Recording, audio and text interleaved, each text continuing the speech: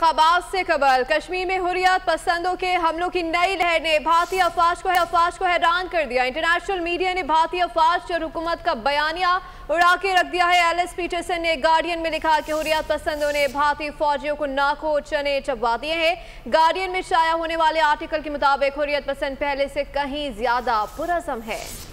इसी पर बात करने के लिए हमारे साथ मौजूद हैं दिफाई तहज़ीकार ब्रिगेडियर रिटायर्ड बक्कार साहब आपके कीमती वक्त का बेहद शुक्रिया।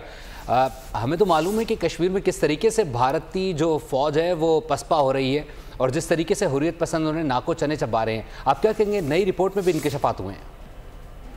ये भारत ने जो 2019 में कश्मीर को लॉकडाउन किया था और आर्टिकल 370 वगैरह चेंज किए थे, उसके बाद इनको बड़ी उम्मीद थी कि ये काबू पा लेंगे रेजिस्टेंस पे और उसमें फौज में इजाफा किया गया तकरीबन 1 मिलियन से ज्यादा फोर्स।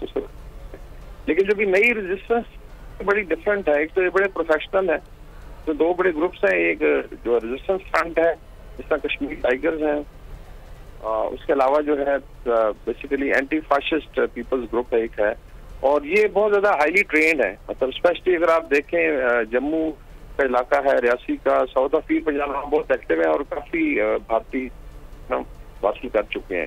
दूसरा टेक्नोलॉजी में इनके पास रात के हालात हैं, तो ड्रोन हैं और उसके यहाँ से बड़ा बड़ा ऑर्गेनाइज ग्रुप है और इसमें इनको बड़ी परेशानी को गोश्त वो कहते हैं, समझ नहीं आती कौन लोग हैं। तो एक तो आई थिंक जो मोदी का दावा था और राजनाथ सिंह का रोजाना बढ़ के मारता है कि हम लड़से जो कहते हैं पाकिस्तानी ऑक्युपाइड कश्मीर जो कहते हैं हम कब्जा करेंगे आजाद कश्मीर पे, तो वो पहले इनको इसको काबू करें। इसके बाद मणिपुर में आग लगी हुई है और हो सकता है खालिस्तान की मूवमेंट पिकअप कर ले, तो बहुत ज्यादा परेशानी है। और जो एक परसेप्शन थी, अभी चूंकि इलेक्शन आ रहे हैं, आई थिंक 18 सितंबर से एक फास्ट इलेक्शन होने जा रहे हैं जिसमें मोदी साहब ने भी कल जाके कोटेस्ट किया है, बड़ी सिक्योरिटी थी, लेकिन फिर कल जो है झड़पें हो रही थी। तो चीजें उनके हाथ से निकल चुकी हैं और इंशाल्लाह कश्मीरी अवाम जो है मुजाहिदीन का साथ भी देगी और इसमें डेफिनेटली भारत को रीथिंक करना पड़ेगा, ये पॉलिसी नहीं चल सकती। ठीक है, ब्रिगेडियर रिटायर्ड वकार हसन हमारे साथ मौजूद थे, आपका बहुत शुक्रिया। सब्सक्राइब करें और बेल दबाएं ताकि कोई खबर रह न जाए।